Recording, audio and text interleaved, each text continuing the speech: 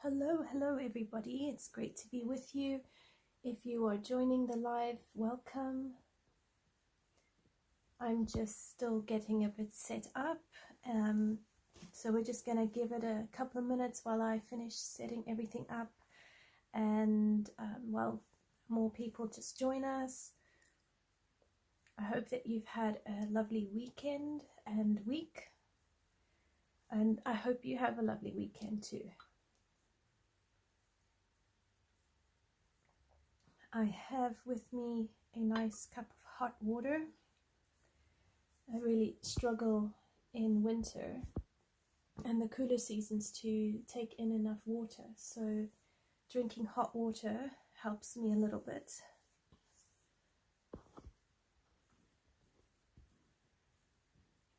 And we are coloring in today in the Autumn Charm, Creative Haven Autumn Charm book by Teresa Goodridge.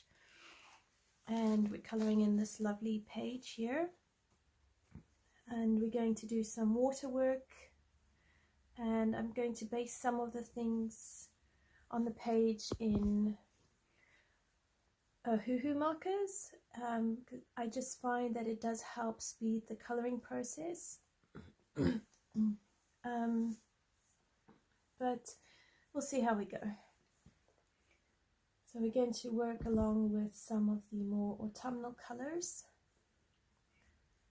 So I'm thinking we'll make the tree leaves possibly yellow, like a yellow ochre, maybe throw in a bit of orange. Maybe some of them will add a little bit of red. I find that with the Creative Haven books, Prismacolor pencils work the best, and because the pages are single-sided, it also works quite well to have Ohuhu markers or even watercolor, although my watercolor skills are not as good, so I find layering a base of alcohol markers does help.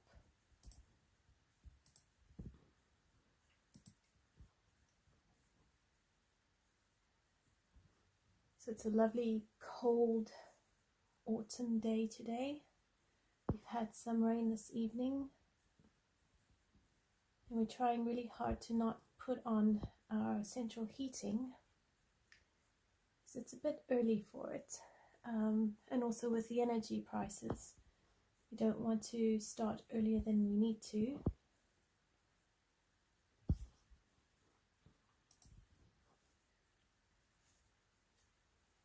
So as I'm looking at this page while I get everything opened up on my laptop, I'm already seeing areas of brown that we can add in.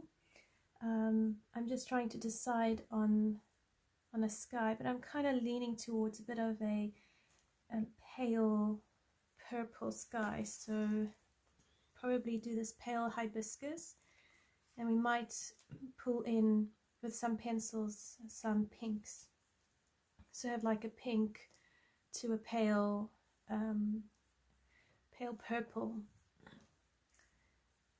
and that will complement any yellow leaves that we have, and then it will also complement any greenery.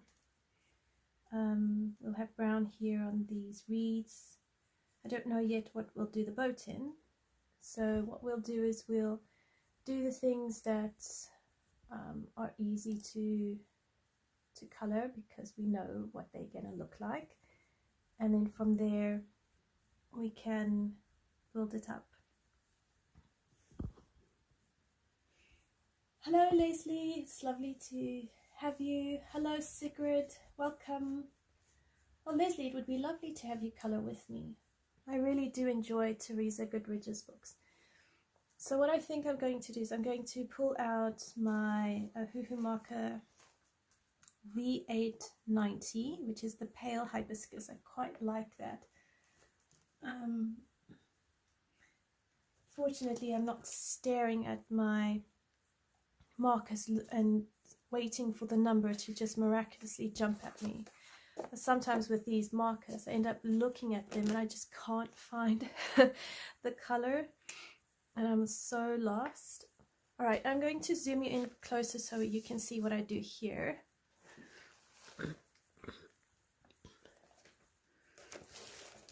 And I'm going to scoot you over here and just try bring it in as much as I can. All right, so I find I quite like the smaller nib than the broad nib. I find when I color the broad nib, it gets streaky, but if I use the smaller nib, it's not as streaky.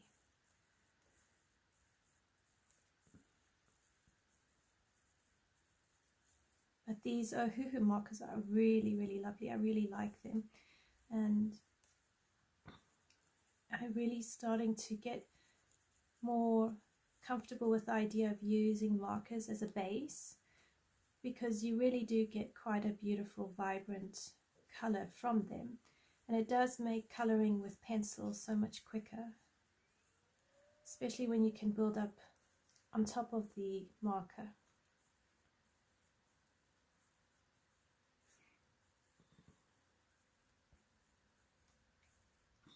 Hello, Subby.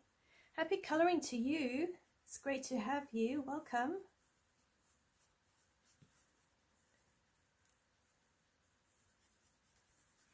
So I bought this book autumn last year and for some reason didn't get started coloring it. So I've been itching to color it this autumn.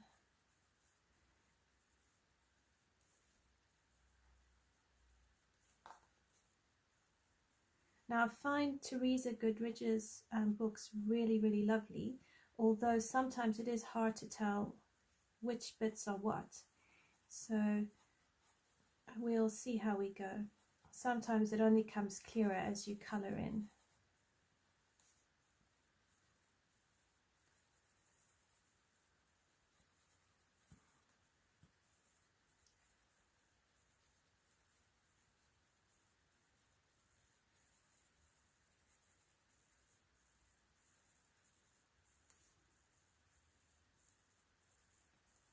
So do you color with markers often? How do you color with them? Are they your main form of coloring, or do you like to use them as a base?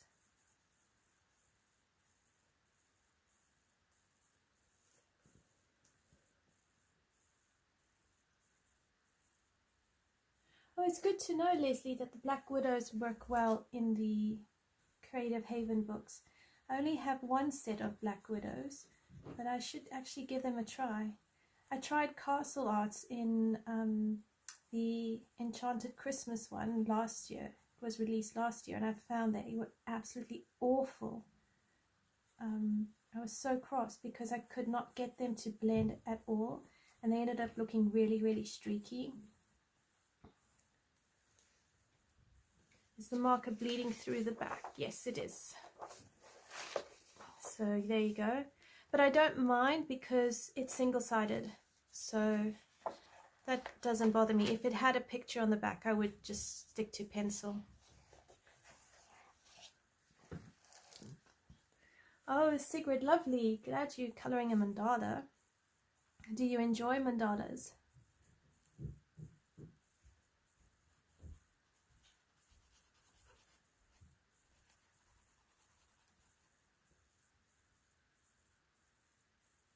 Oh, lovely, Sabi. Which Kirby book are you coloring in?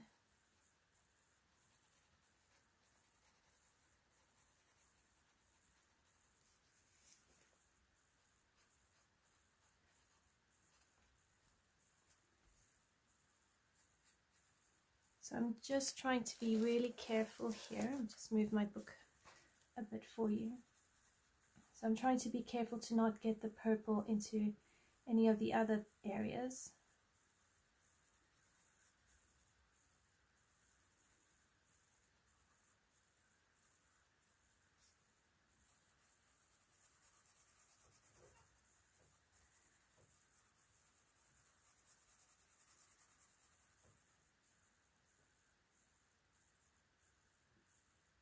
Oh, Mythic World is really such a great book. I love the illustrations in that book. I think Kirby is just such a talented illustrator. Unfortunately for me, his Mythic World is so well done. I get creeped out just looking at some of the pictures, so I didn't buy Mythic World. And I've seen some of those portraits on pages colored in, and they are just colored in so beautifully.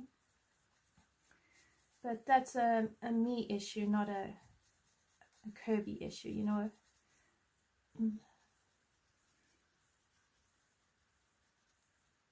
But I have his Fragile World, so I've got planned a couple of the winter pages in Fragile World, which I thought I'd color in over the winter months.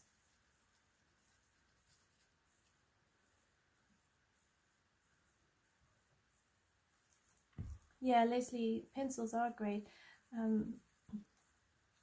Which wet media do you enjoy using the most?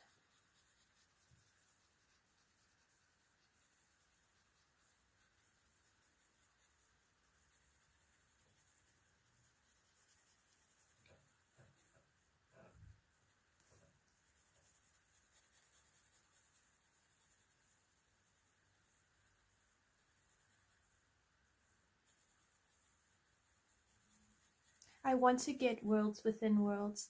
I actually think I'll get that close to Christmas. I'll treat myself, because it's such a beautiful book, and I love the idea of, you know, the world within worlds. But I saw Kirby, a Kirby post, I don't know if it was on Facebook or on Instagram, but apparently after his new release Alien World, he's going to take a breather from making coloring books. It doesn't say for how long. It just sounds like he needs a break just to recoup and get himself all, you know, rested for whatever he does in the future. At least that's my understanding. So I'm curious to see how he is going to be doing the Alien World. Although, to be honest, because I find Mythic World not my cup of tea, I'm not very confident I'll buy the Alien World one. But I don't mind, you know, going into the store and having a look at it and just paging through it a few times.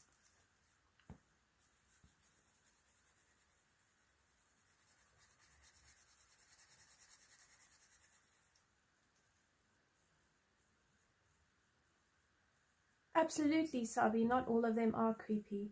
And yes, the history behind Mythic World is very fascinating. Like, I really commended Kirby the way he did that Baba Yaga illustration in Mythic World.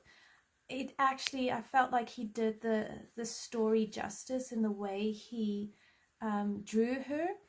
And it's just because of the creepy factor and just who I am, I would creep myself out coloring some of those pictures in. But I think the way he researches and stays true to the story is really fantastic. Because a lot of, I think, you know, like if you take the whole fairy tales and all of that, I feel like Disney went and made fairy tales cute and cuddly, but some of them, if you go back to like the Brothers Grimm's and their version of the stories, they're not all really that great. Some of them are rather grim and not so great. So the fact that Kirby doesn't shy away from that and actually draws them with true to the mythology or the folklore, I think is really commendable.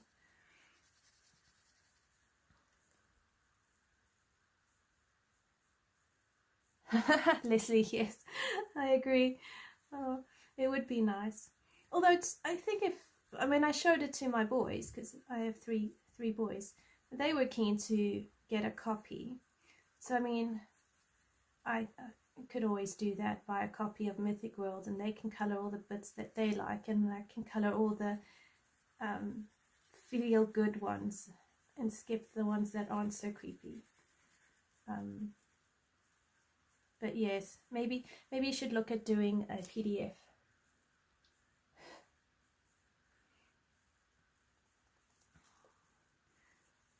Fortunately, the coloring world has something for all of us, and we don't all have to like the same thing, and there's enough for everyone to color in what they enjoy, and we can still enjoy and appreciate each other's art.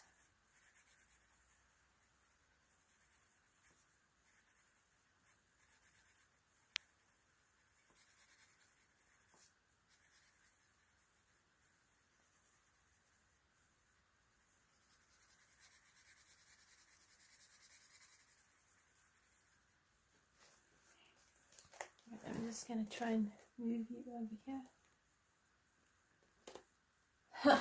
Leslie, yeah. I can easily believe that. I mean, a friend of mine, she lent me a book about the way fairy tales have evolved and how some of them are inspired from like Celtic times and all of that. I still need to really finish the book. It's a bit of a read where you have to pay attention, almost like an academic read. But I've had a chat to her, and she was telling me that the more she reads, the more she finds that even like fairies, because fairies aren't like Tinkerbell, fairies in folklore and all of that, they're these cheeky, mischievous, kind of like who was it, Shakespeare and Midsummer Night's Dream, Midsummer Night Madness, one of them, where there was that one character and he goes and he is mischievous and he plays around with the other characters and has this one fall in love with that one and completely muddles everything up. And she was telling me that actually that's more true to what fairies are in folklore, but obviously with things like Disney, we've gotten used to the idea of fairies being cute and kind and sweet and innocent, which has just been really interesting.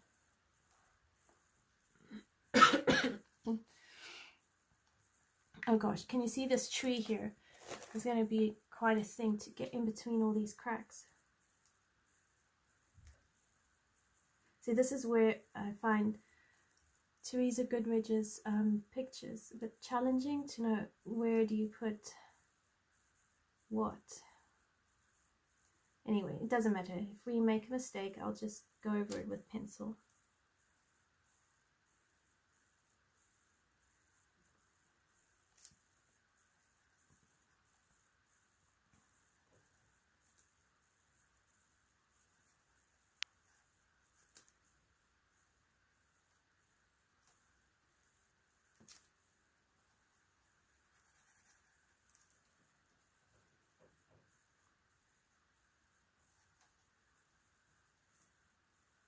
I suppose we'll just put this picture in like a evening or morning setting.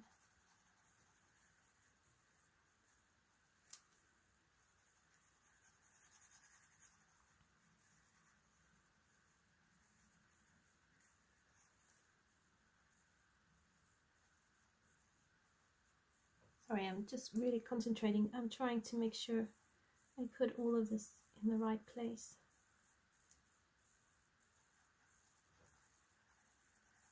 There we go. Something like that.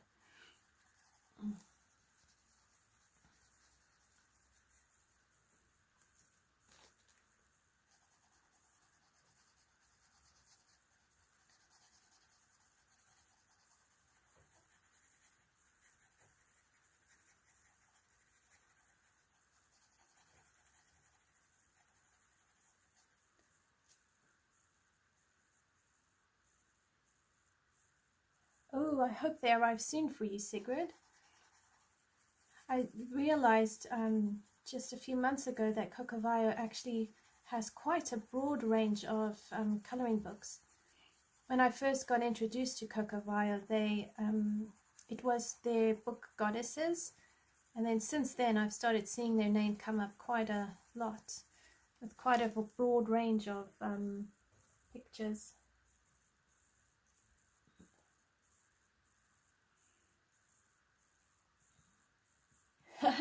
Leslie, go for it.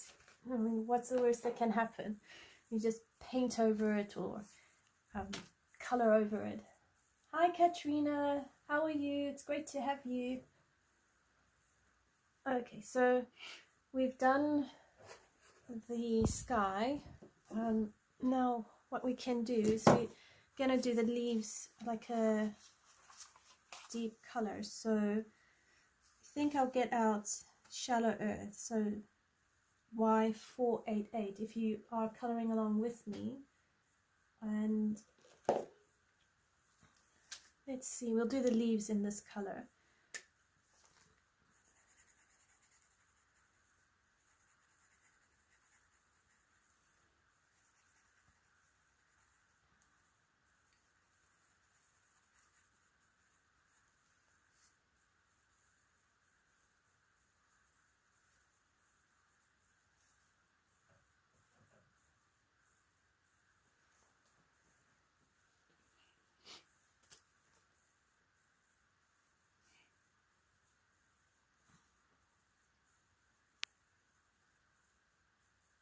I do sometimes color out the lines.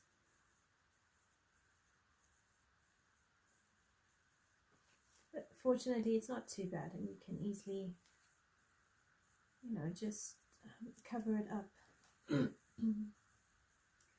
I found when I bought these Ohuhu markers, I didn't really have much of a choice as far as the nib goes.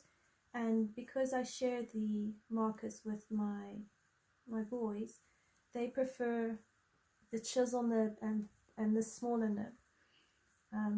I quite like the idea of the brush nib.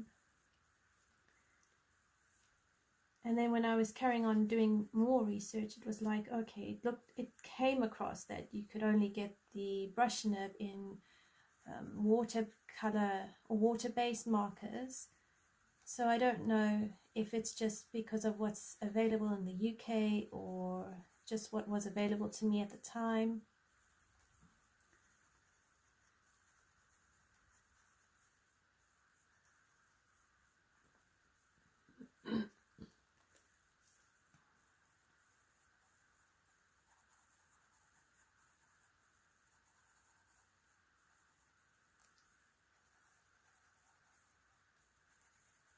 So for these trees here in the background, I will just use a sharp pencil.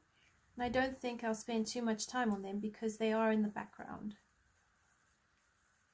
But I will spend more time on this tree because I want to draw a reasonable amount of attention to it.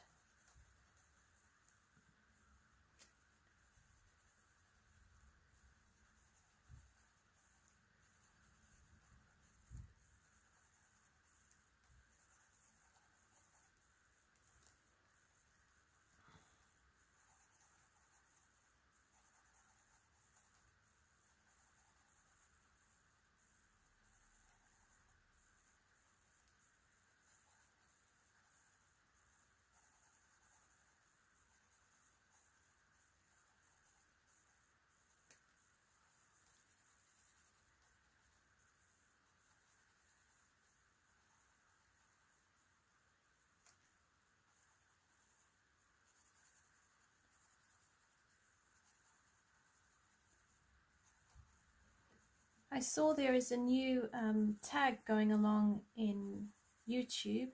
I think they're calling it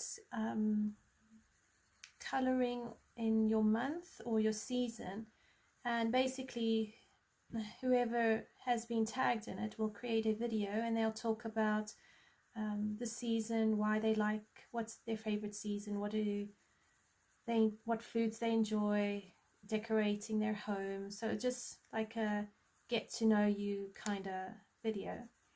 So that's going to be quite fun to keep an eye out for if you have your favorite colorists and you want to know more about them and how they color in through the seasons.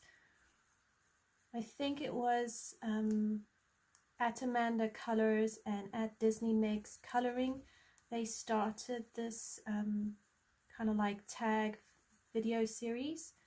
So that's something you're interested in, you can always go check that out.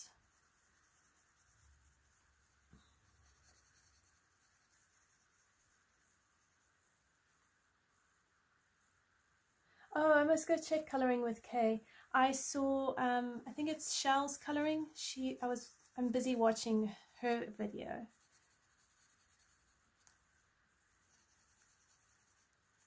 It's quite nice because you get to know the person behind all the beautiful pictures.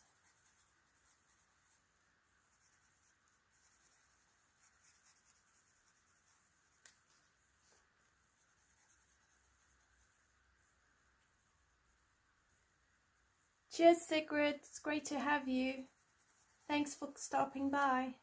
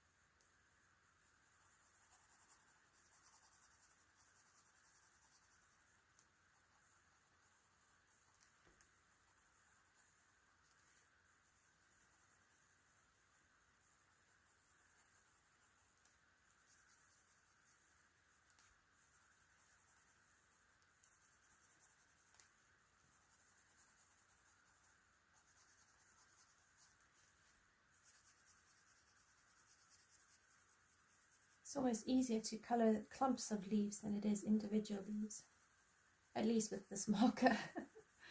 Oh my goodness.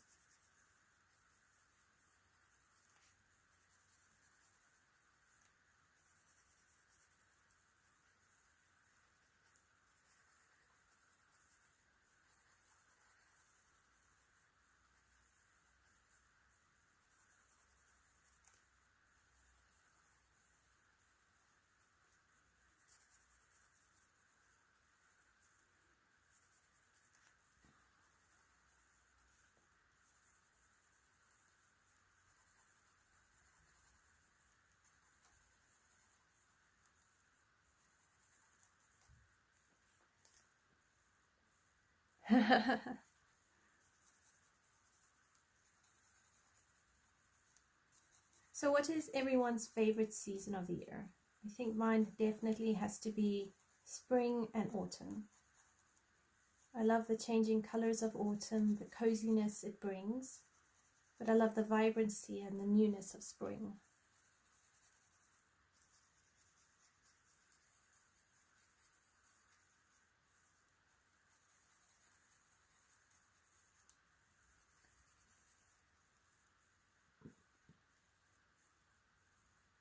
Oh, cool.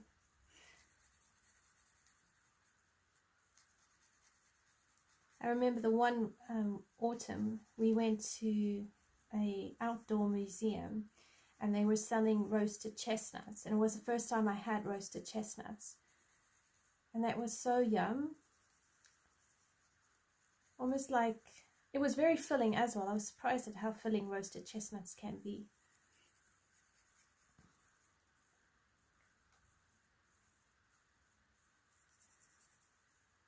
What do you like about winter, Sabi?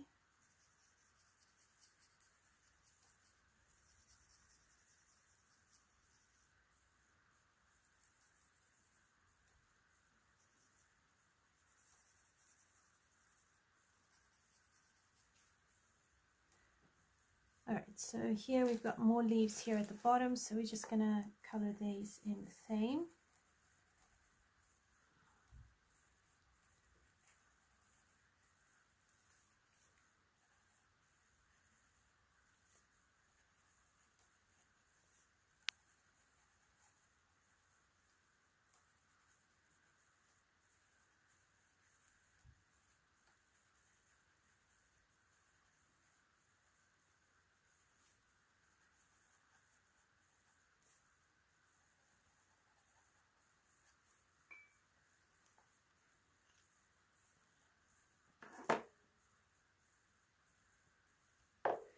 Right, so now I will do these trees here green, and for that I tend to use a dark green, but I think I'll try a Prussian green this time.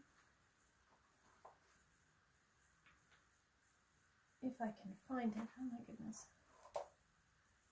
Ah, here we go. So we've got Prussian green and maybe a grass green. And for the deeper shadows, I'll use a grey.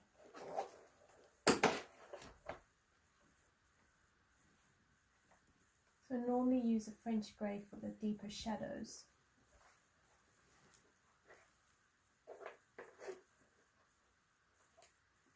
I'll use a sepia for the tree and the chocolate.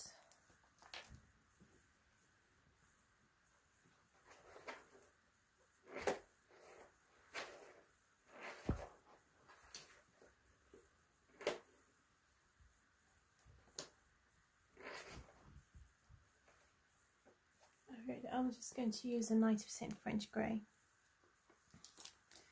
So here I'm going to use the 90% French grey and I'm going to colour in my shadows areas.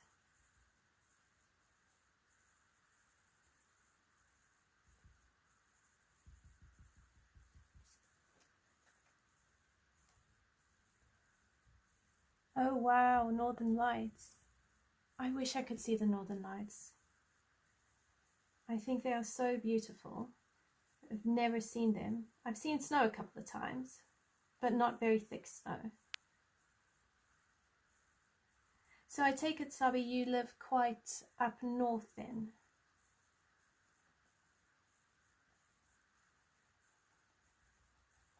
So we'll come down quite dark here and along here.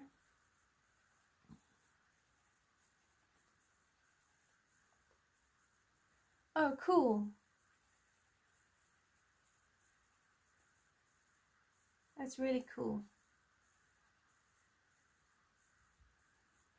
I like the idea of taking a cruise up in, like, whenever the Northern Lights are, you know, the best time to go. And I've thought of going on like a boat cruise to see them.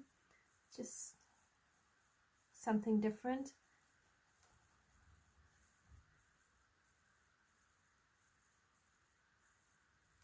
Oh, cool, Leslie.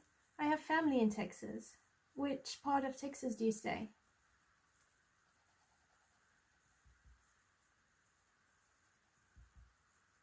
So all this here is going to be dark because it's being blocked by the other tree. And it won't get much light.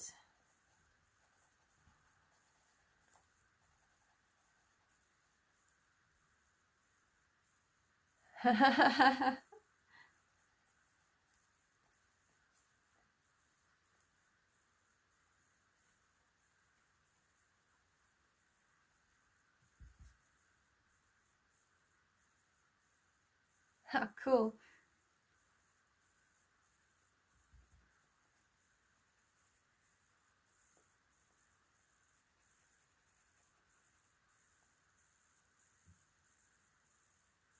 Okay, Leslie, that's cool. My family's, some of my family lives in Fort Worth, Texas. My uncle and my aunts, they school teachers there. My uncle is, well, my aunt married my uncle and he's American. So my aunt is my family, and then she married my uncle like 20 years or so ago. So she moved over to America then. Oh, cool. Yeah, I told my gran, because my gran came out just recently. So I said to her I'd like to go and visit her and my aunt sometime. Obviously, you know, finances permitting.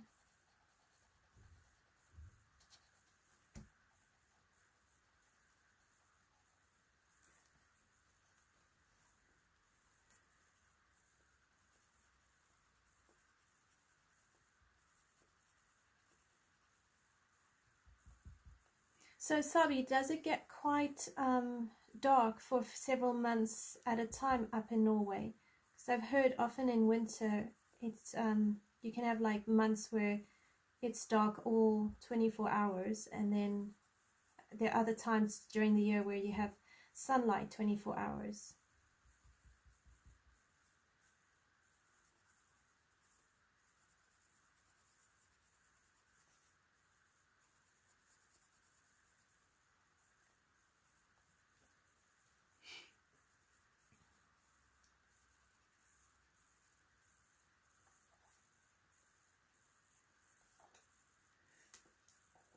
Right, so now I'm going to use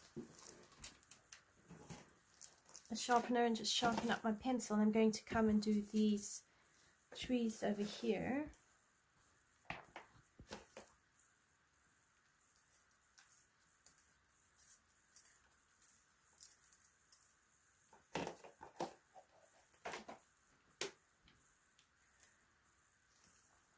So this is, I think, the chocolate PC 1082.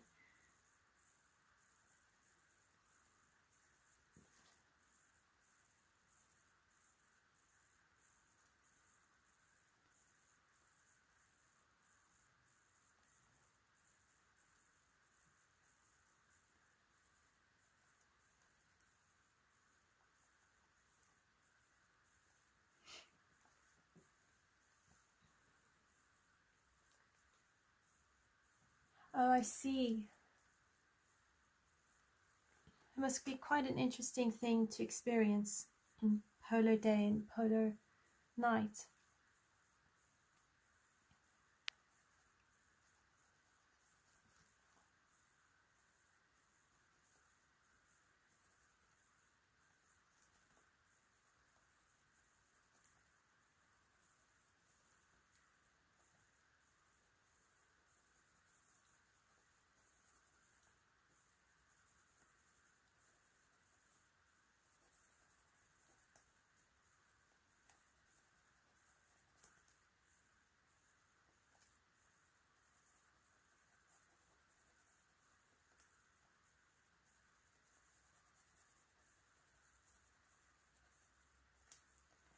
And then I'm going to use the sepia and I'm going to darken up some of the edges just for a bit of contrast.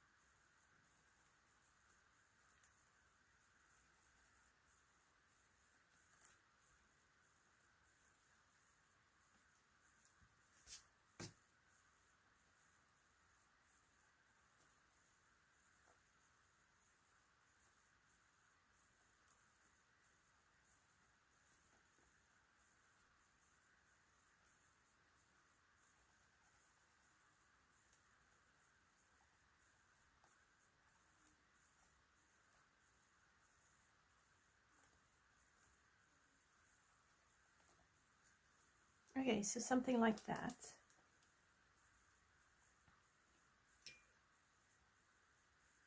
Now what I'm going to do with the sepia is I'm going to come down here and I'm going to just shade in what I think are the wooded area or the stems of this.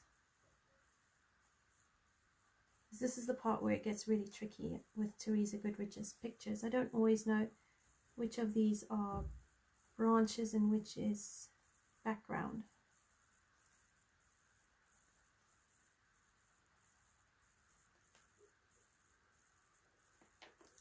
Alright, and then here we put some of that 90% grey, French grey. Yeah, and that's just going to help us with that shadowed area. But under here I want to make it quite dark.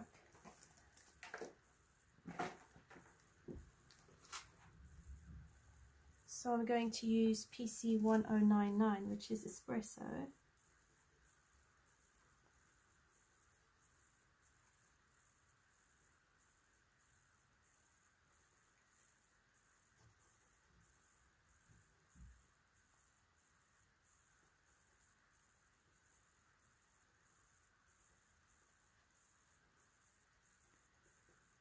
think if you have gel pens, you could do gel pens along this, I don't know if it's a balcony.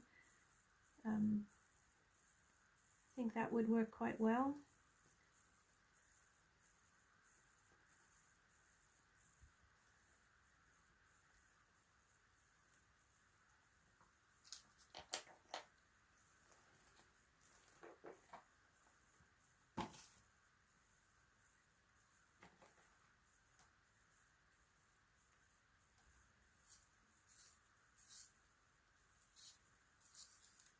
Wow, Sabi, that must be such a weird experience.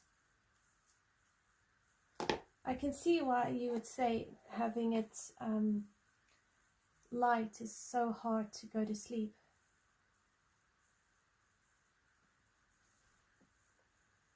Okay, so now I'm using the Prussian green.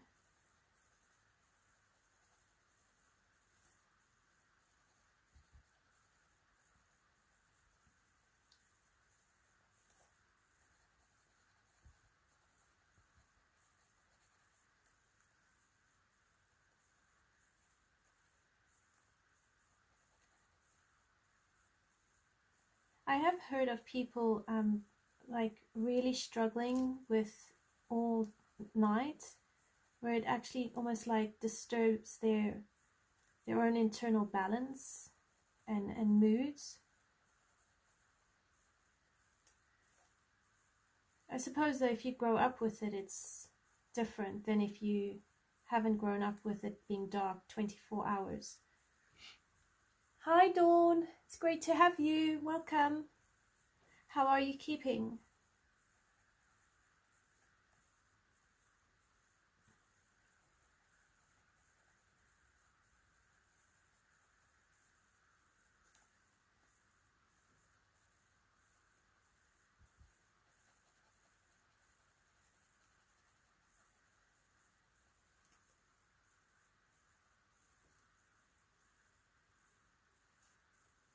Glad to hear you are well. Alright, let's just bring in some more of that French grey, because this here I think needs to be in shadow. And then we can go over it with the green, and it just darkens it up naturally. Then here we'll have green in it, because that will form part of the tree.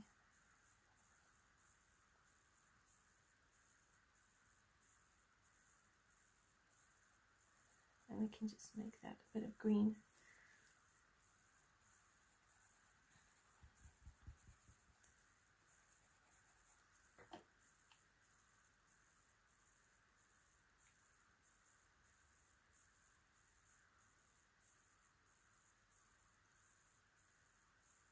Oh wow, Sabi. At least you don't have it dark the whole day or night. So you don't have that polar day or night. That must make it a bit easier.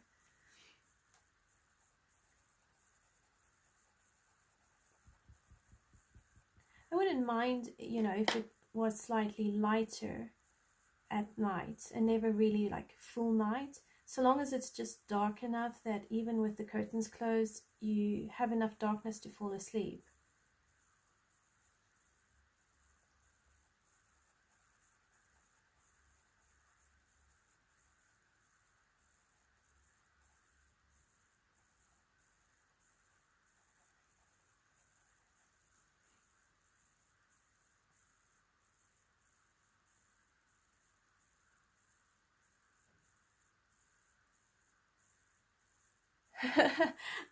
Leslie, because I'm South African, in South Africa we would actually say how's it, which is hi and how are you combined, and it's the Afrikaans thing. So when I'm doing anything like videos and reaching people from all over the world, or in a place where I know I'm around people who don't understand the South African way of greeting, I try and change it up. But sometimes I'm tempted to just go, hey, how's it? Which is, you know, hey, how are you doing? Or how are you keeping?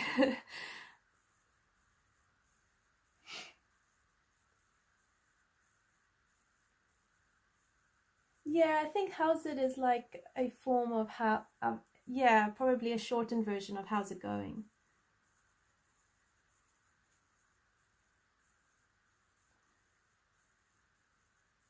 I like howdy.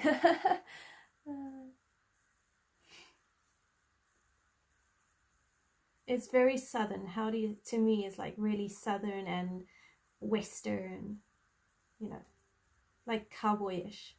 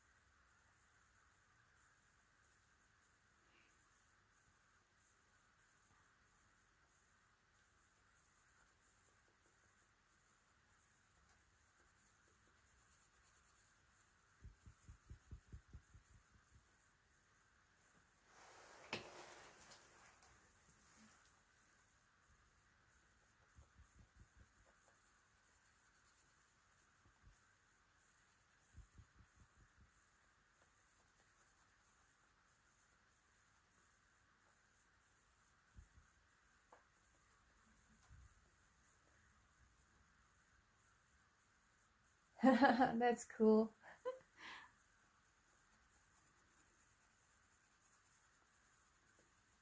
I like howdy. I think if I lived in America, I would happily wear cowboy boots and live probably in the southern side because I like the southern accent. It's like I like the Scottish accents.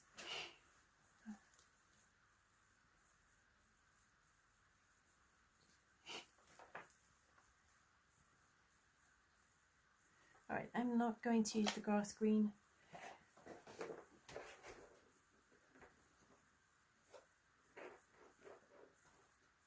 I think I will use a spring green instead. Try lighten it up.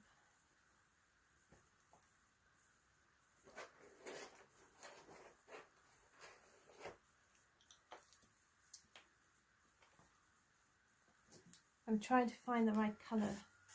Oh, they're not working.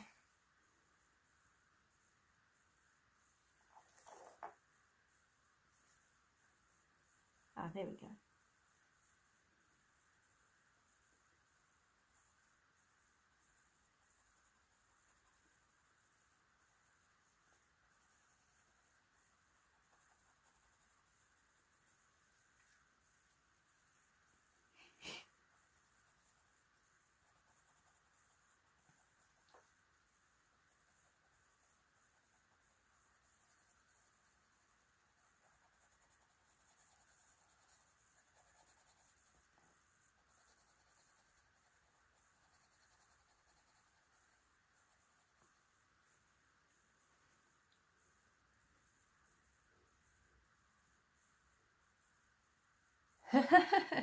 Yeah,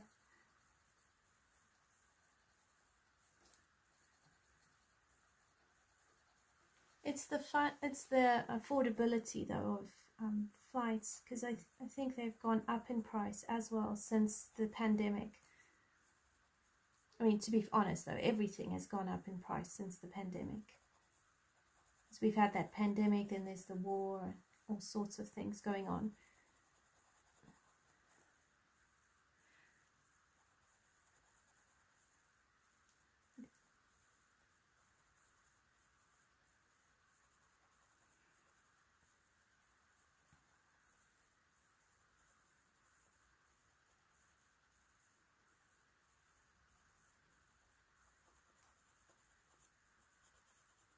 And I heard last that flight companies were increasing the price of tickets to try and, I don't know if it's to reduce flying so that they can go more green. I don't know.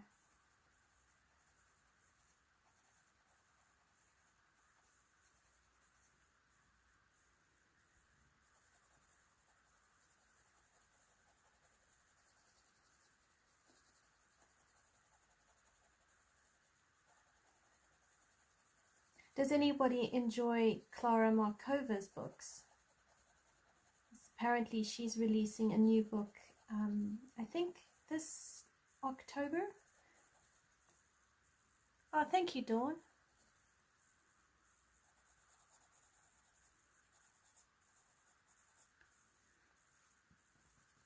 Teresa Goodridge's landscapes are really always such a pleasure to colour in.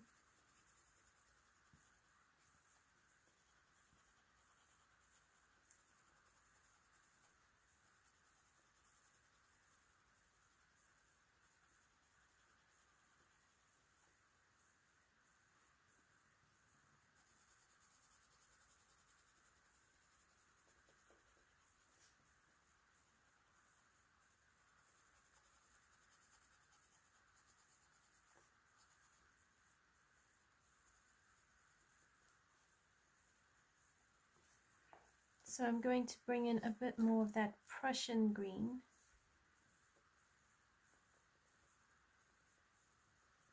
Just to deepen up the shadows.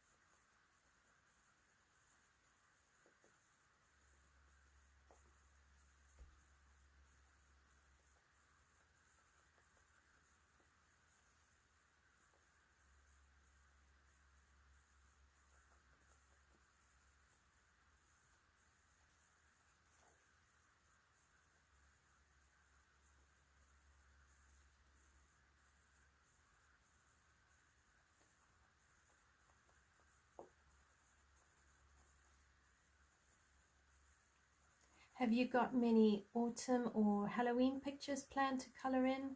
I know it's coming up to October and it's not going to be long before Instagram and Facebook are flooded with more of your Halloween type pictures. And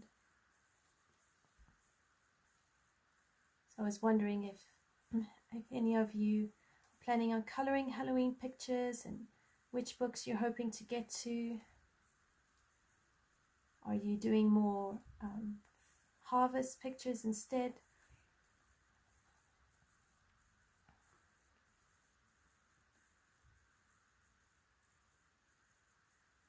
That's good to know, Dawn. Could you drop us your Instagram name and then we can follow you? It's lovely to see what you colour.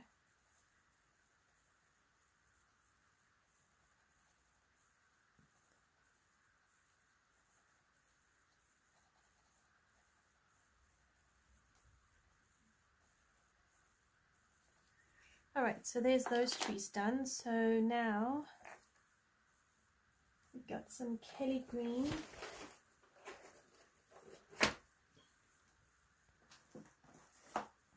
I'll write it down so I can remember. Cool, I'll go follow you and see all your beautiful colorings. Oh, cool, Leslie.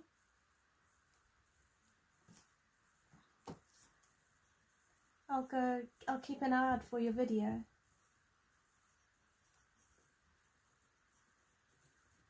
And I'll go check it out.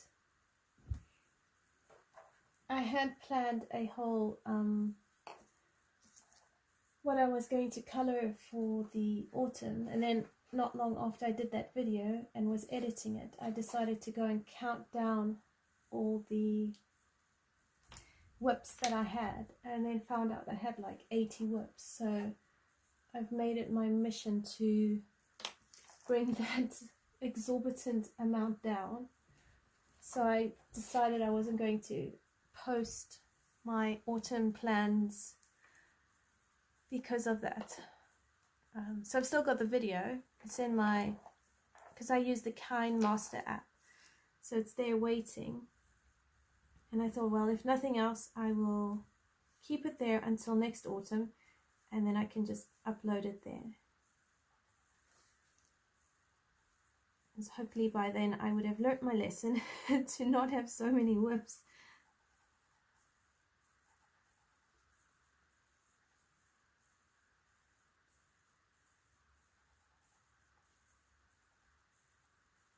Alright, so done those.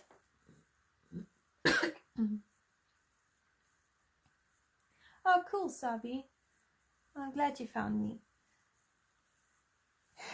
Leslie, I hear you.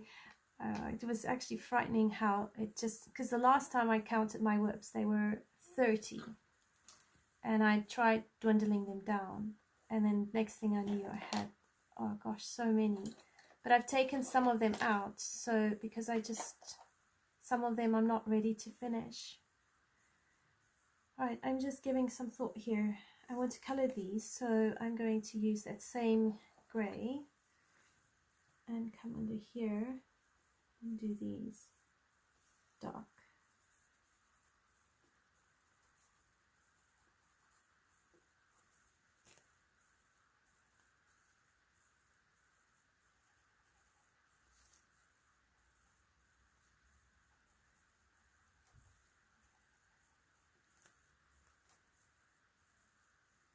Oh gosh, Dawn, that does sound cold.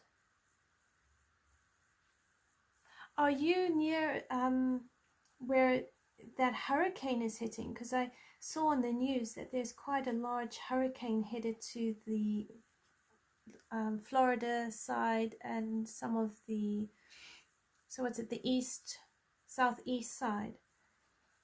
And I've never seen the weather look so frightening as far as the hurricanes that do hit the south. Oh, I'm glad it's not around there. Oh, sorry, well done. I wish I could be like that. Sometimes I feel like a goldfish. Yeah. Ooh. Or what's that? There was that movie Up, cartoon movie, and there's this dog, and he's just such a innocent, lovely, sweet dog. But every time he's talking, and then next thing he sees a squirrel, and he, you know, squirrel, and he stops and he looks. So I kind of feel like that when I'm coloring, you know, start one thing and next thing I know I'm distracted and feel like coloring something else. Okay, so here I'm going to do those reeds, and I'm going to bring in like a bit of a yellow. So I'll do a jasmine, because I just want to create a bit of a highlights going on here, but I'm going to do it mostly brown.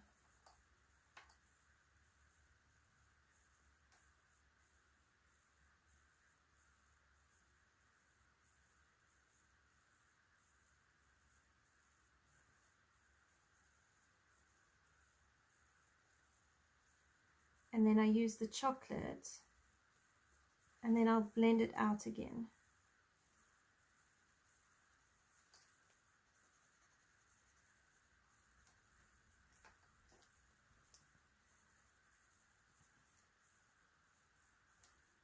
With the same jasmine. And then I can use the sepia to darken the very base.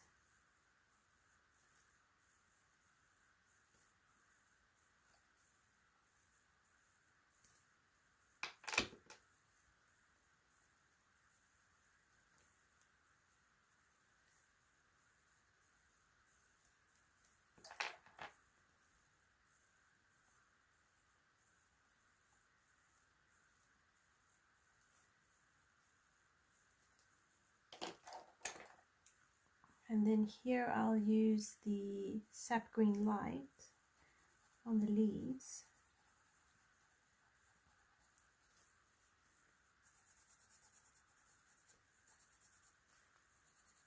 I find with these thin places, I just prefer pencil to the markers, because I can at least sharpen them into a fine point and get into them and build up the color a bit better.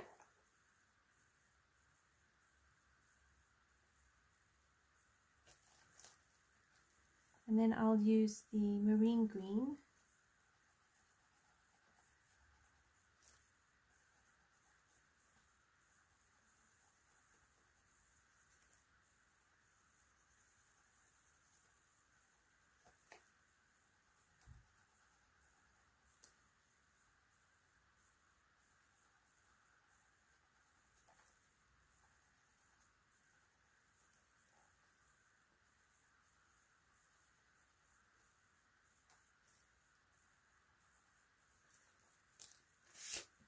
And then I can use a little bit of PC 989 just to brighten it up.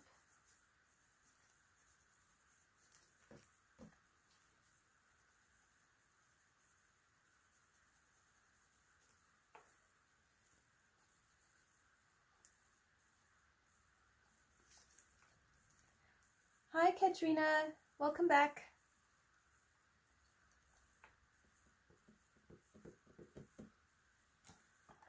Alright, so in here I'm going to use the marine green. I actually really like marine green. I find it works really well for a dark green, and it layers over the 90% or the 70% French grey really well. And you could even use like a moss green or a pale sage. But I've seemed to have lost my pale sage. But yeah, you could use a pale sage and blend that out, or even, depending how light you want it, a grey-green light.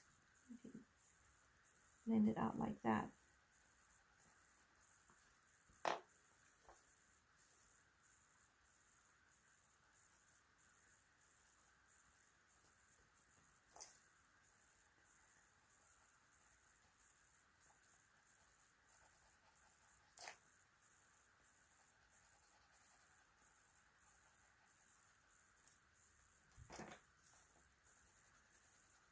And then I use that grey-green light just to blend it all out. Now, I'm going to try and bring in here some oranges and reds, and over here I'll bring in some oranges and reds, because I do want it to look full, but these to me are evergreens, so I wanted to color them green.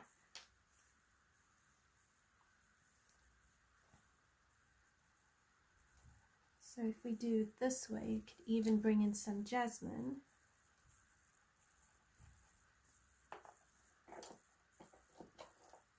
And some Kelly green.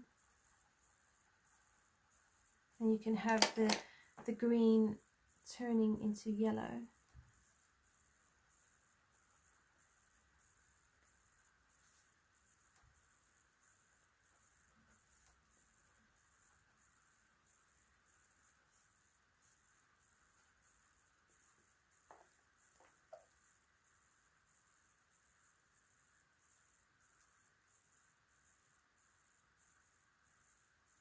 Yeah, me too, Leslie. I also, it's losing motivation, but I find with my whips, often I get stuck on the color.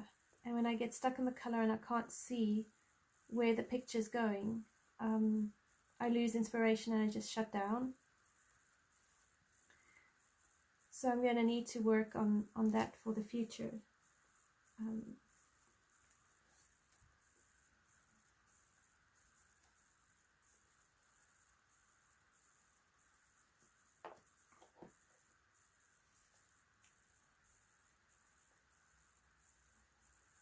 So here I use some spring green, and then if I blend it out with some of the jasmine,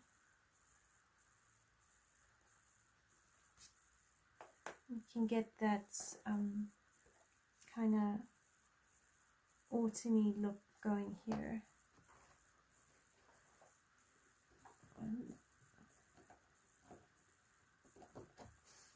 And on the back here, if I use like a mineral orange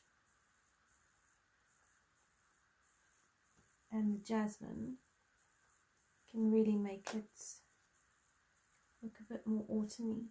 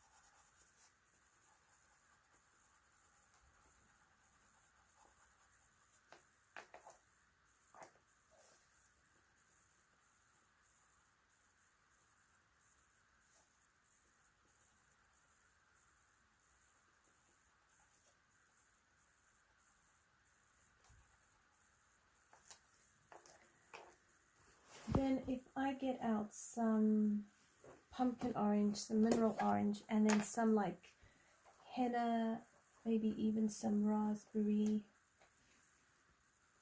we could create something really nice. So there's raspberry and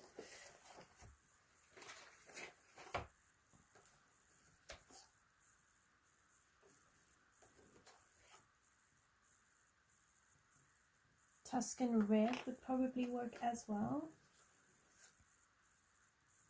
Maybe even some henna.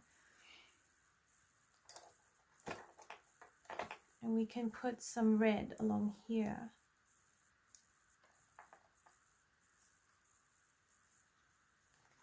So if I use the Tuscan red at the base,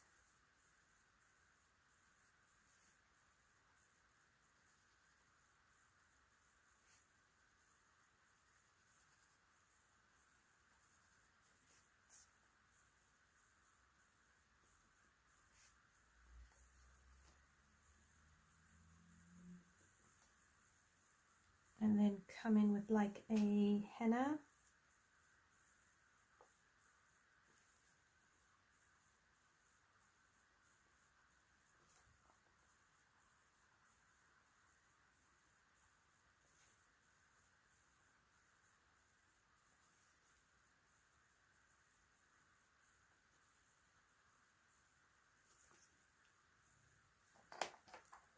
And then like a mineral orange at the top.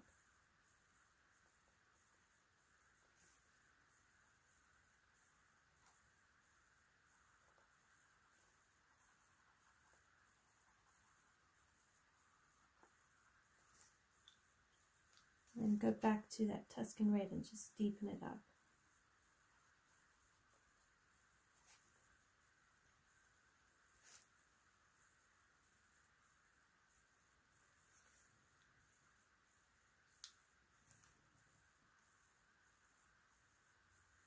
And this is the raspberry.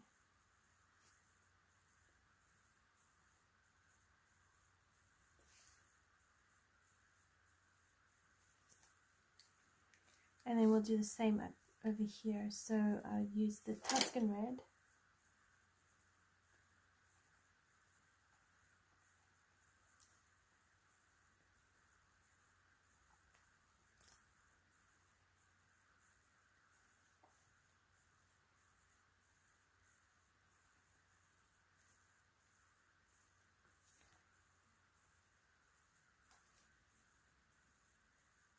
And then henna.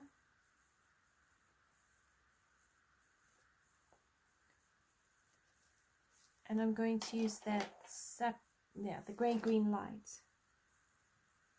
and use that as a bit of a blender.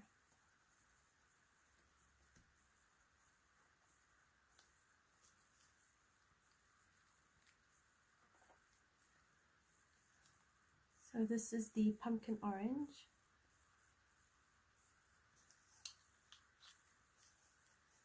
There's a bit of raspberry at the base here. And the jasmine here.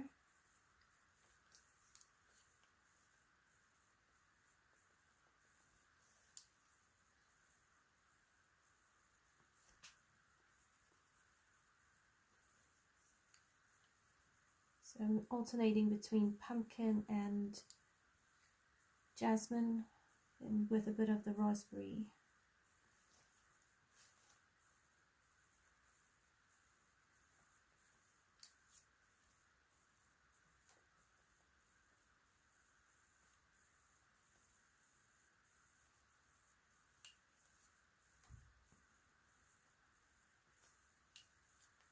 And then the front, I'll do the Tuscan red.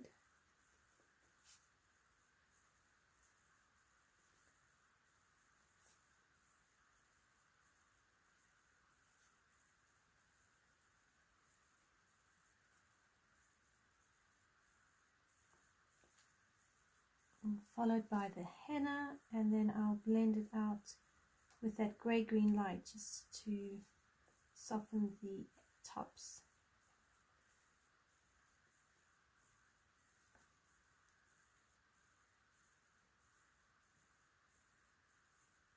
Prussian marine grey-green lights, yeah. And also I'm using 90%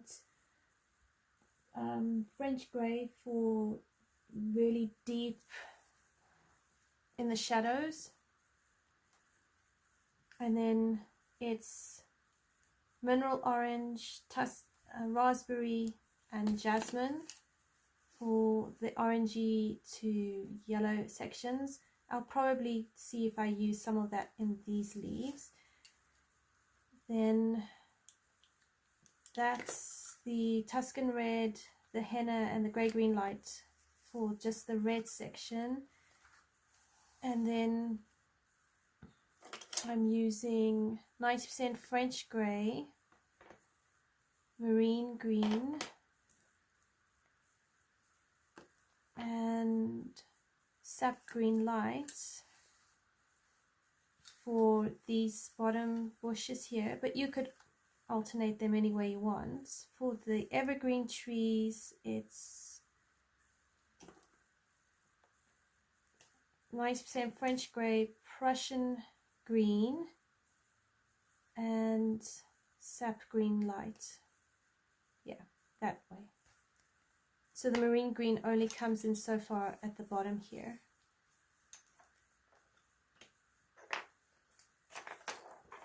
But I'll write down all the pencils in the description for you as well. So grey-green light here in the tips.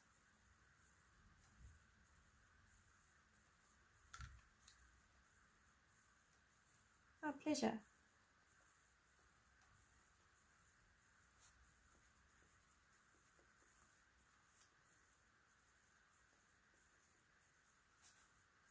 I find you don't really need to spend too much time on the background because you really want the person's attention more on the water, the boat, the tree.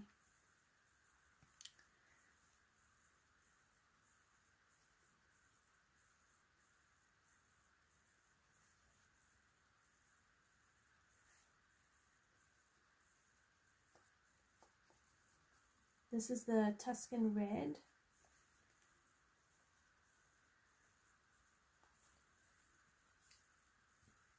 Over here I'll use the pumpkin orange.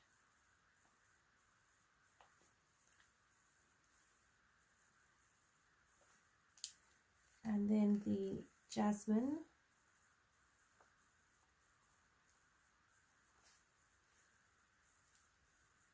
And the raspberry at the very base.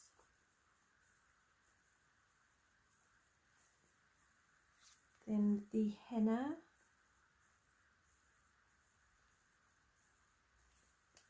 And the sap green light. I can actually bring you down a bit more.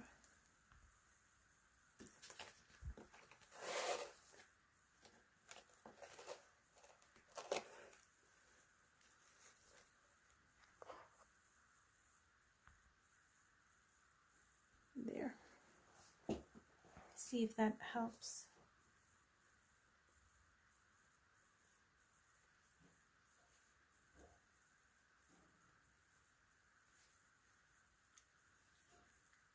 And just go back in with the henna.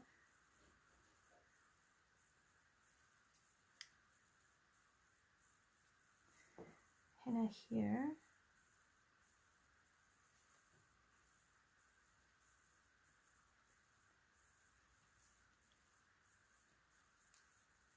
Sap green light. And I'm going to bring in some of the green here. So I'll take up the marine green just because I want to break it up just a fraction.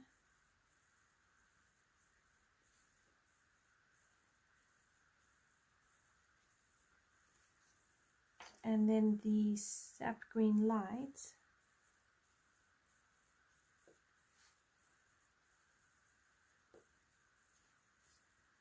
Just so that we have some of the green going this way. Otherwise it ends up unbalanced.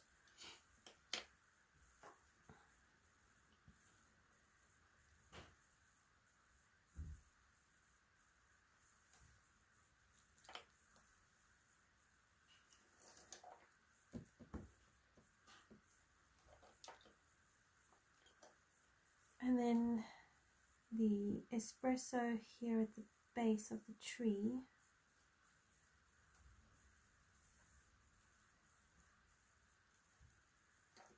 So if we bring in the Tuscan red here, and just scooch it over a bit so you can see.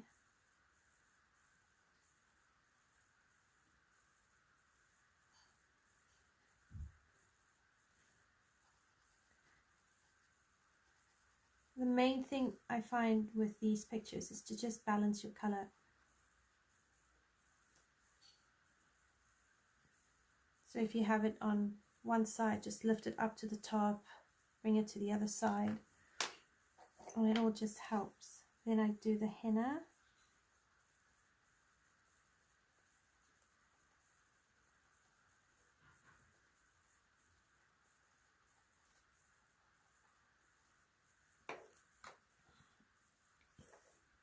And the grey-green light.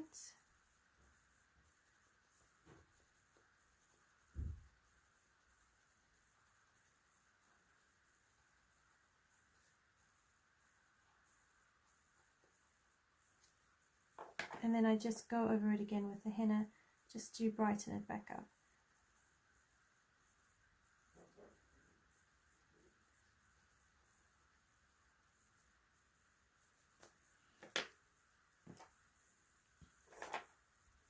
And then I can use some of that 90% French grey, the very shadowy areas, just to accentuate the shadow.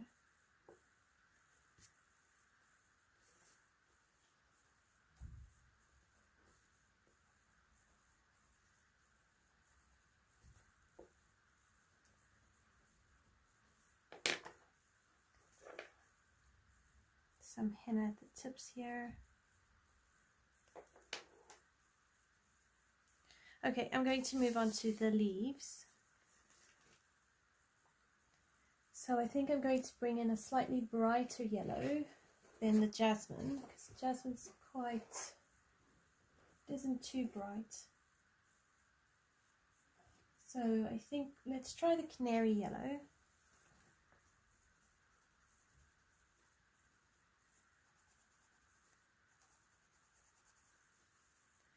We'll see.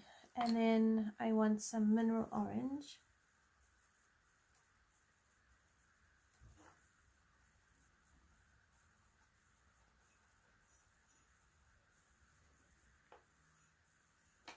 And I think I'll use some of the chocolate for shadow.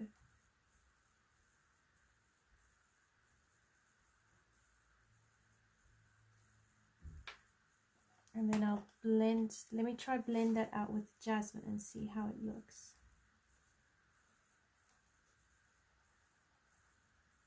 Okay, so the jasmine is probably the better color. And then I might try the pumpkin orange instead. I'm just trying to work out the combination.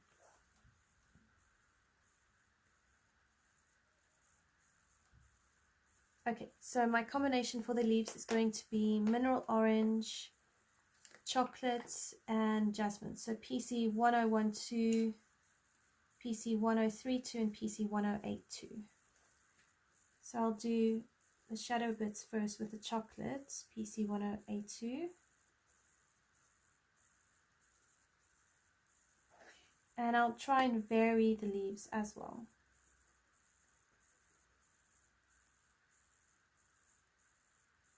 The color I used for the leaf base was Ohuhu Y488.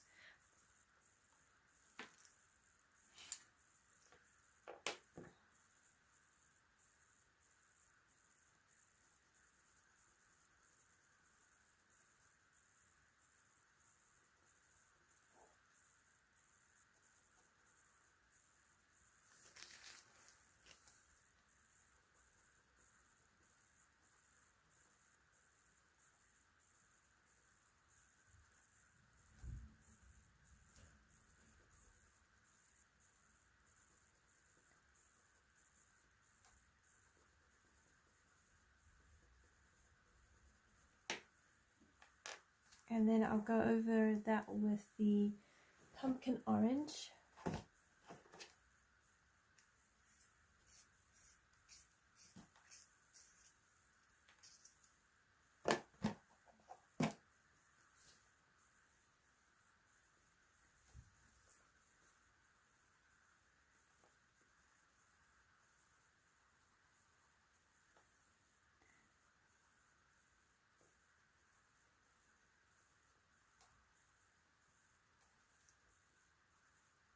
You could probably even use a blending pencil and just skip the jasmine altogether and just blend it out with a blending pencil. I do have one here.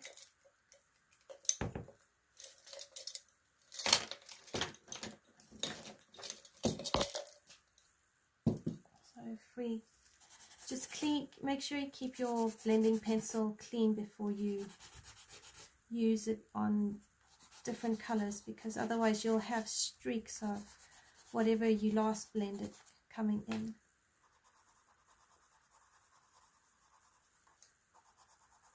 So you could just do that.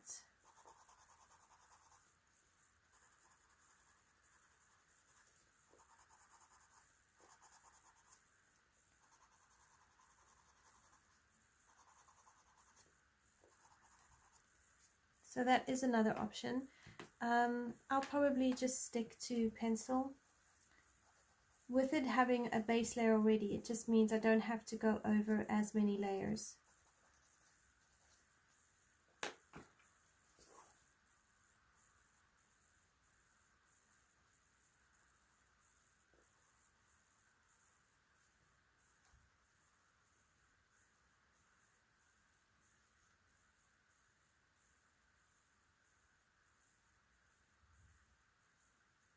Oh wow, Leslie. I'm sorry to hear that your fibromyalgia kicked in. That must be really hard. Yeah, don't worry, I've got you covered. I'll put the pencils down in the description and the markers, so it will all be there. And I used, I'll tell you now, for the sky,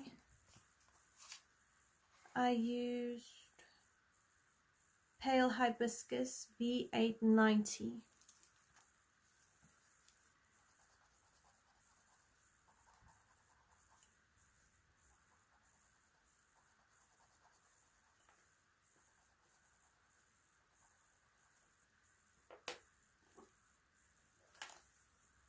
If you bring in some of that canary yellow, it actually might work a bit better because it makes it quite vibrant.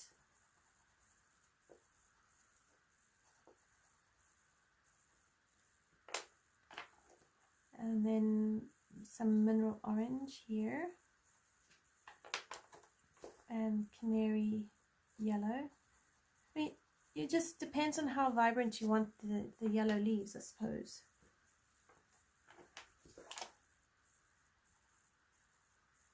So that's mineral orange, and then here the canary yellow.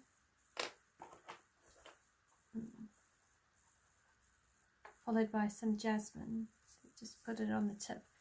And then if we use the sepia over here on the branches, you can use the sepia and the chocolate. Or maybe a light umber would be better.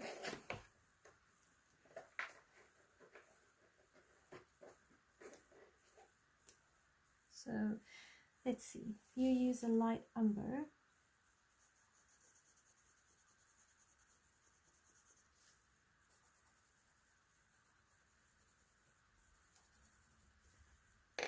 followed by a sepia, you'll get a nice sort of color going on your tree.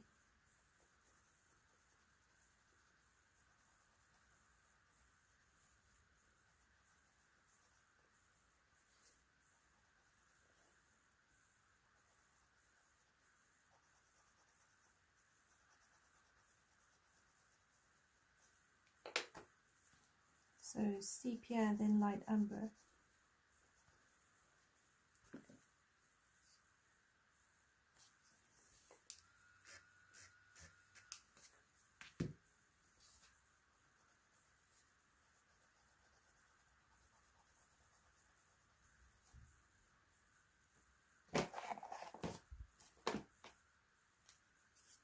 And you probably want to try and keep a sharp point on your pencil for the tree.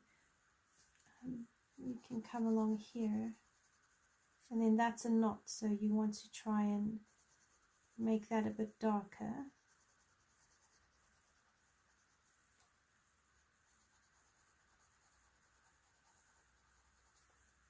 To alternate sepia and light umber.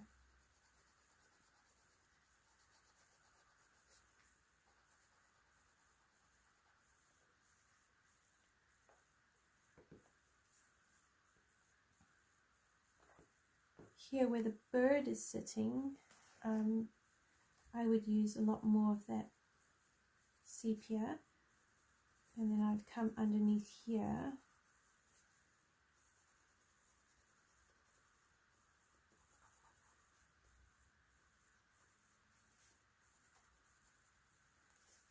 And you can deepen it with a grey pencil or even a black if you want to.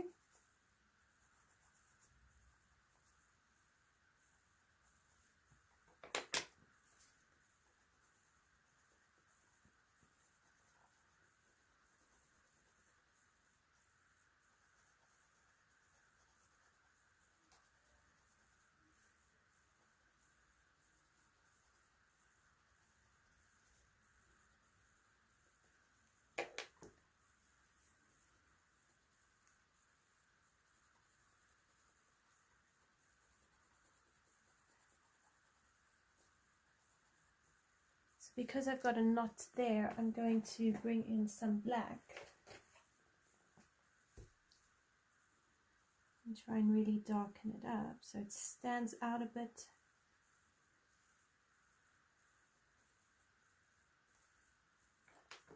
And then along here I would use my light umber.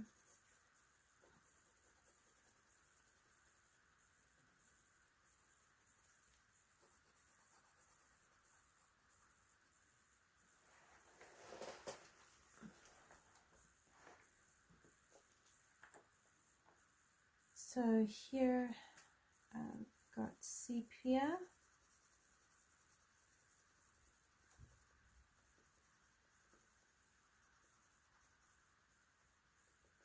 All the way along here, in here.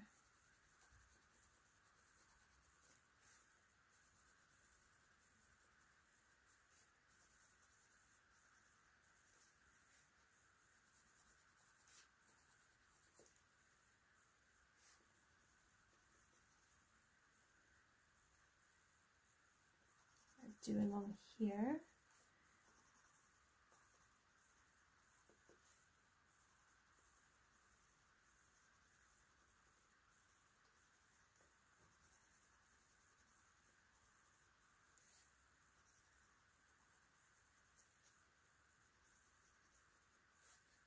Okay, so here on this side is a bit of a knot.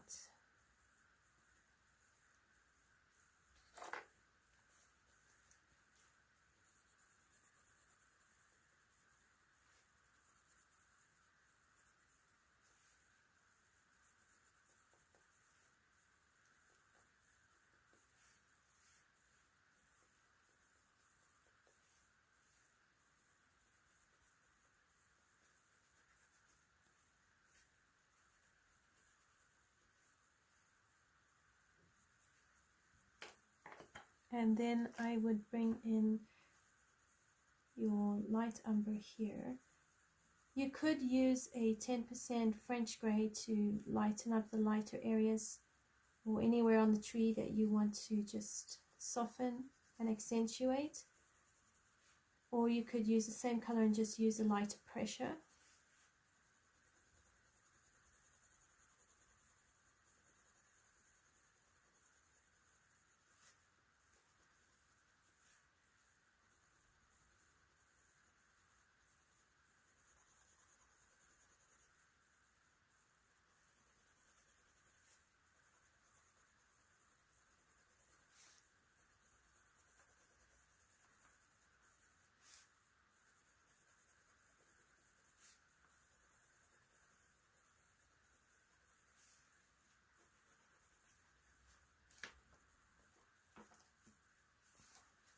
come again with the sepia.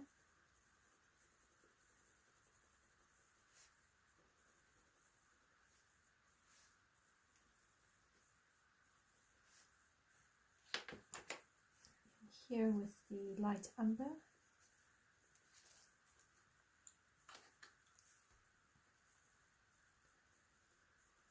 And I'm just using the black just to deepen up some of these shadowed areas.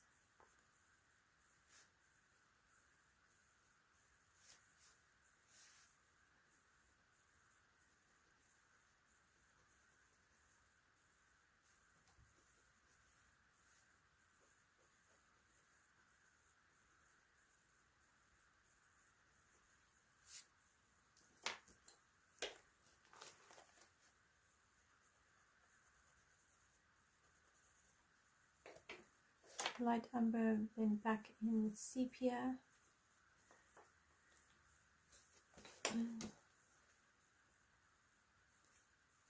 Black, sepia under here. But then the top of it I will use my light umber.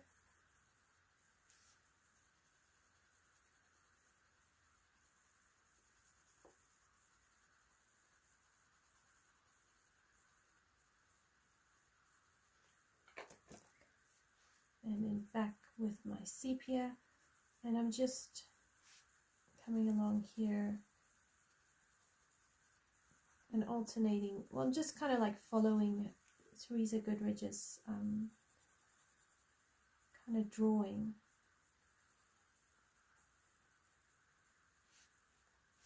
Now that's going to be coming out, but so I'll probably create a bit of a highlight there.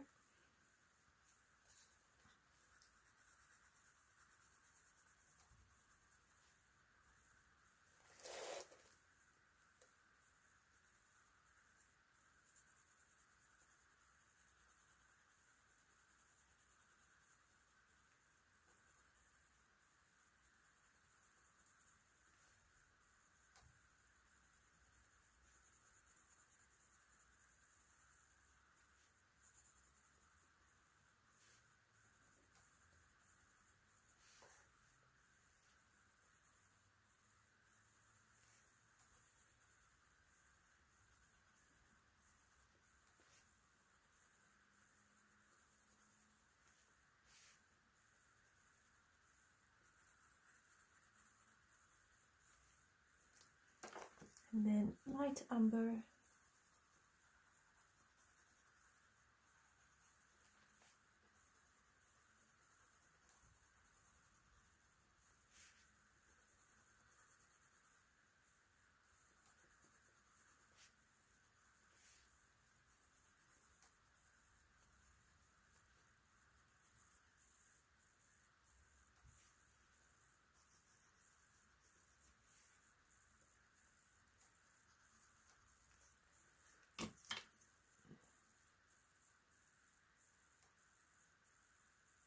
I'm kind of going with, it's more of a pale purple, so probably like a Prismacolor Palmer, I don't know if it's a Palmer Violet or maybe a lilac, but it's also, if you wanted more purpley, it's easy to change because we could just layer up some great lavender. But I'm thinking like pale pinky at the base here, and then what I would do is build it up.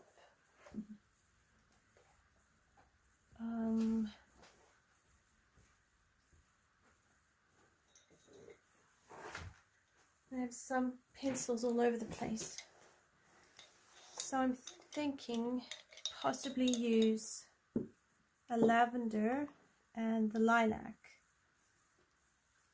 Now,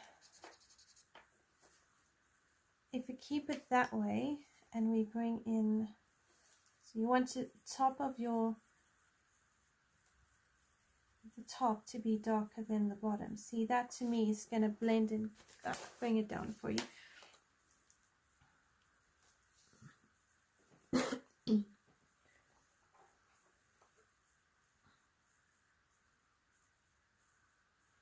Yeah, it probably is more lilac-y, because here I'm using lilac, and if I go over with Parma Violet, so I thought if you do like Parma Violet at the top,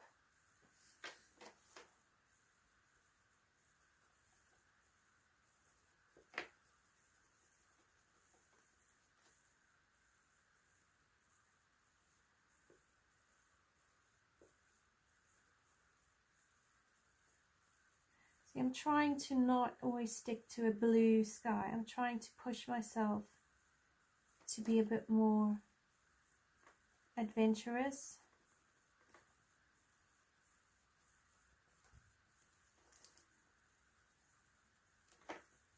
So let's see, if you bring in lilac, kind of like over here,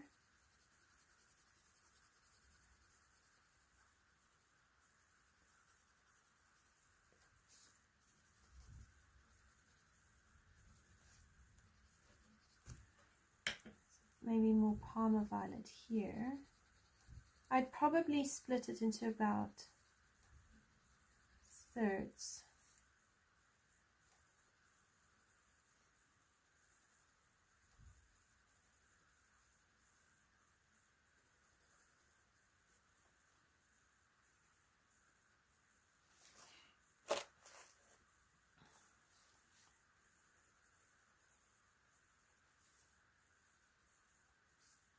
And then use the Prisma Lilac.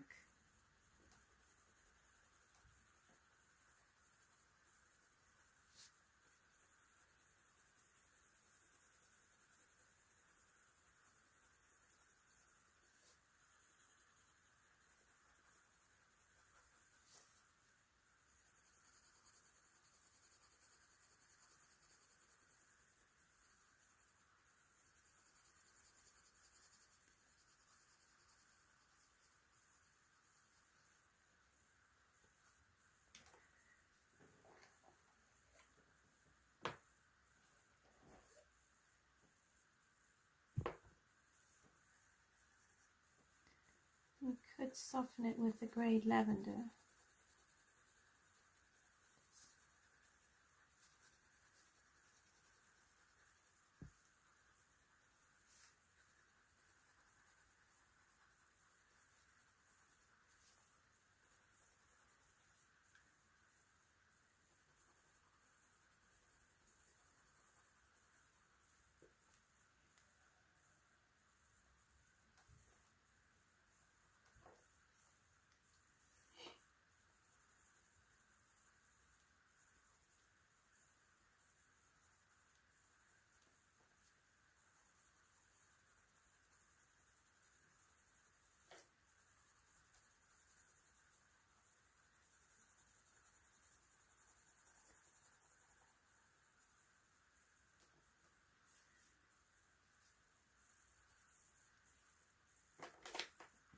So the Parma Violet here.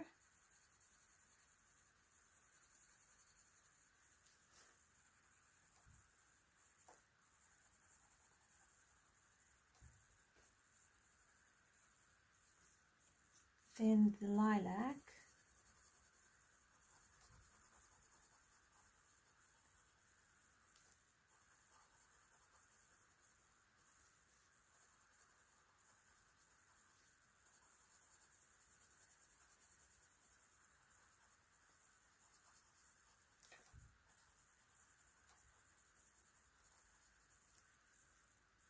And then some grey lavender to just blend it out.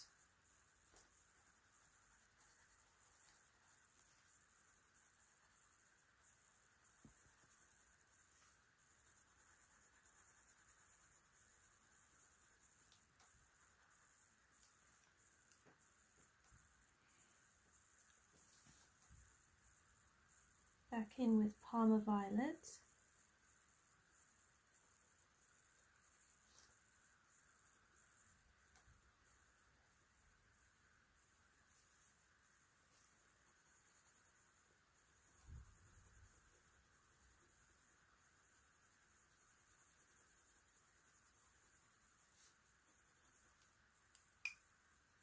And I'm just alternating between Parma Violet and the lilac.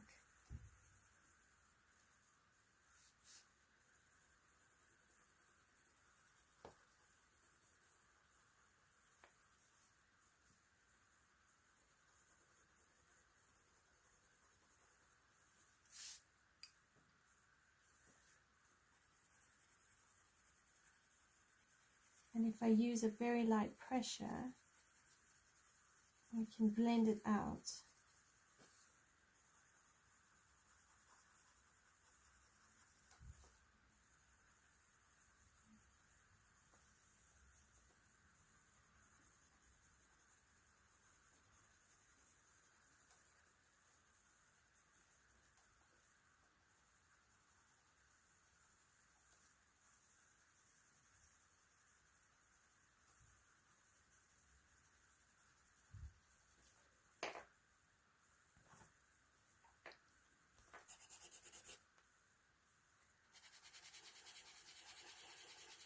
And on backgrounds, I find a blending pencil works quite well.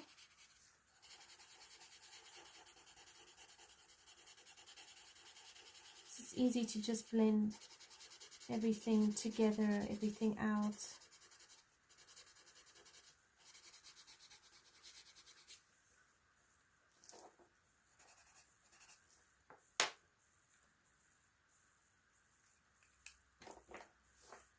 Some more lilac, just very lightly.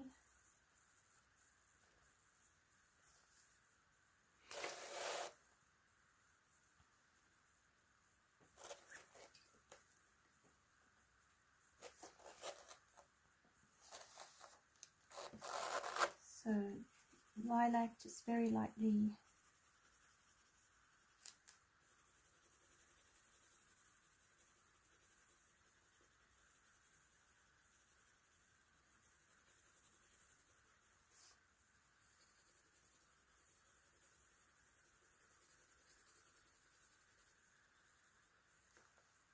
To the Palmer Violet.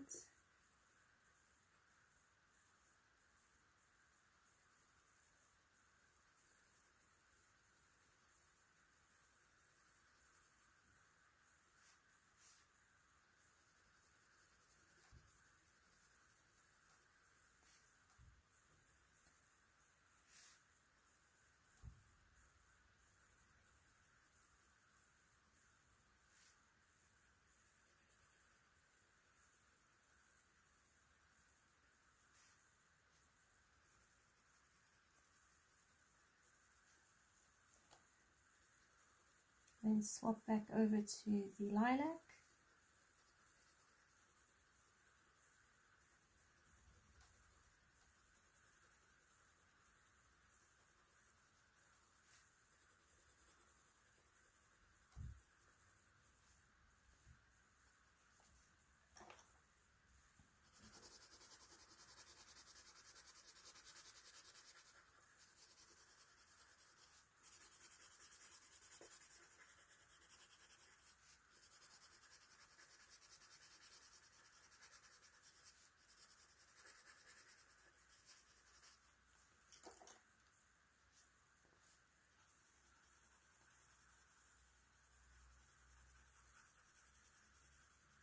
So this is the lilac.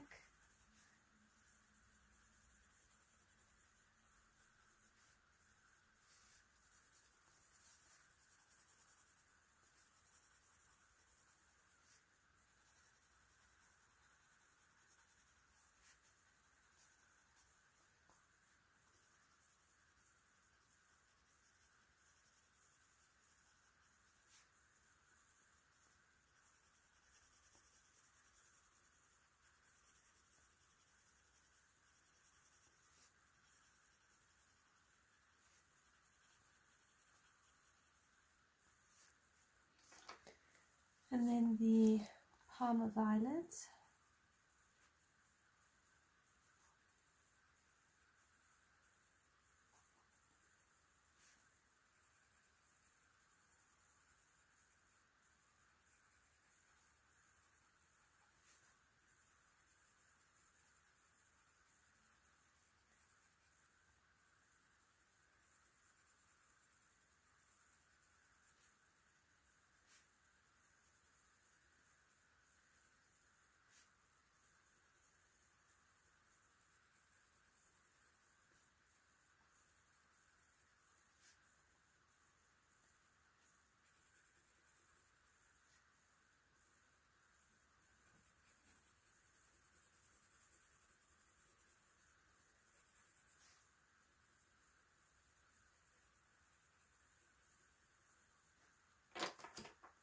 And then back over with the lilac.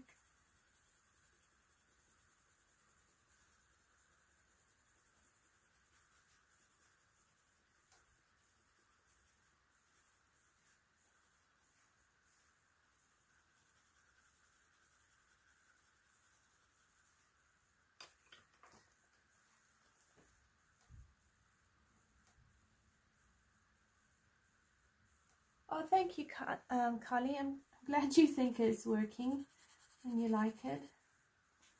I'm actually wondering if I've gone completely nuts creating a purple sky. So I'm really stepped out of a comfort zone here.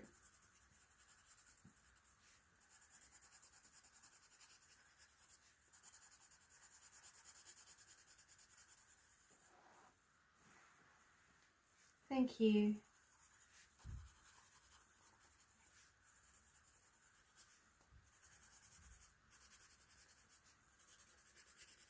So what I've noticed with backgrounds, often those sky backgrounds, it looks really great when there's a bit of a gradient to it. So dark at the top going light towards the horizon line.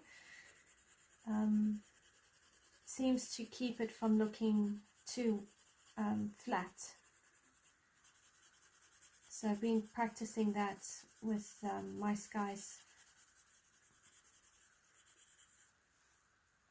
So how are you, Carly? It's so great to have you with us.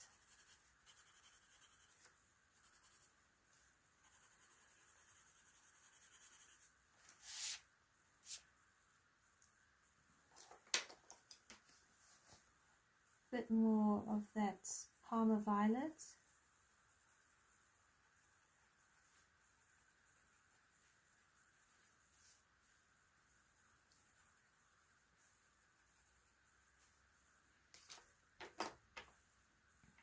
Yeah, all good, thank you.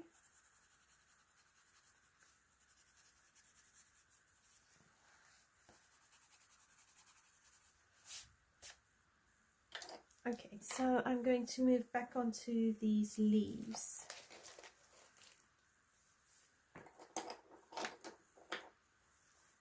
So the mineral orange.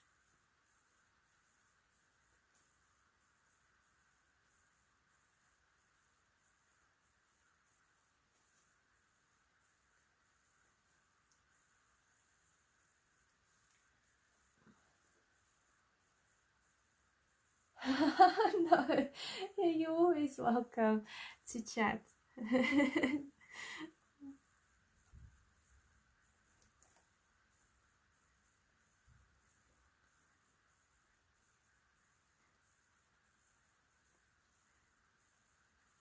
Small talk isn't my strong suit, so I revert back to telling you what pencils I'm using because I have to keep practicing topics to talk about.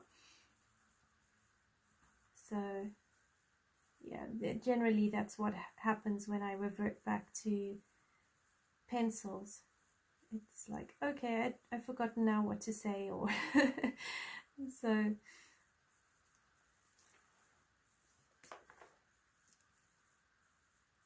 No, I'm not leaving the tree white. That's just as far as I've gotten. I'm hopping around again. It will be complete. I got distracted with the sky, so now that the background is sort of done, I might go over it again, but I'll sleep on it. So with the background done, then for now I can come back to the tree.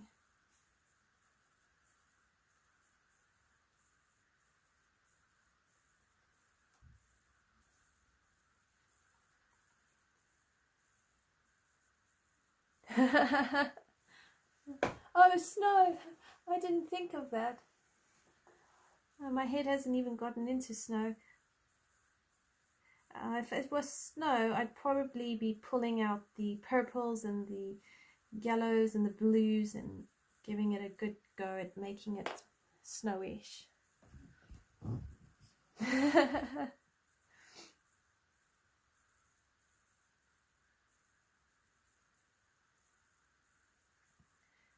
Leslie, you could also try a grade lavender if you like. I don't know if that would help. So now I'm still trying to find the right yellow, so I'm trying a lemon yellow. But that's not working. So I'll probably stick to the jasmine. So I think this tree is going to have, you know, really dark autumn leaves where the leaves have gone from yellow to orange and they're heading into brown and they're about to fall off. Because I'm making quite dark leaves. So we'll just go with it. We'll just turn it into leaves that are going to darken and fall off the tree at any moment. So then I'm using the chocolate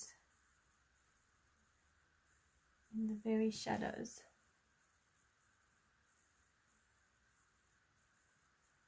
Oh, red, yeah. To be honest, I haven't colored many fall leaves. So I can see I need to do more practice with autumnal colors.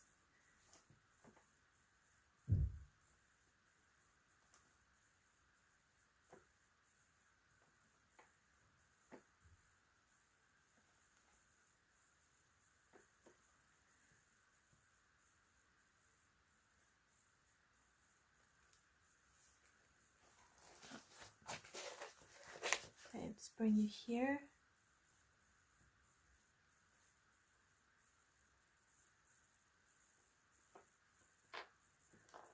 And some more mineral orange.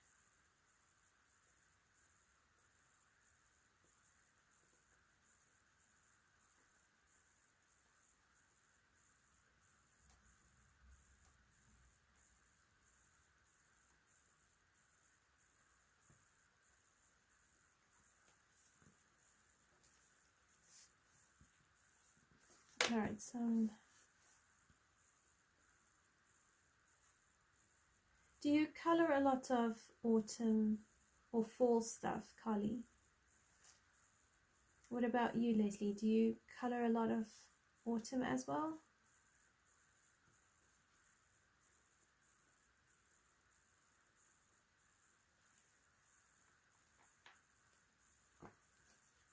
And then I'm bringing my jasmine.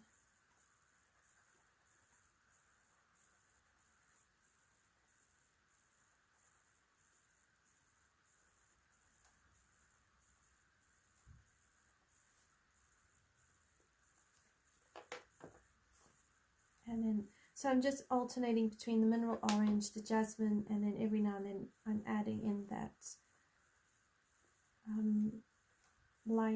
the chocolate.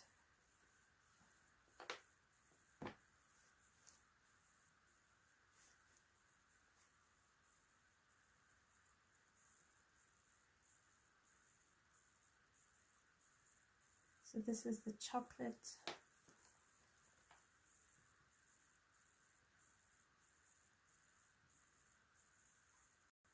I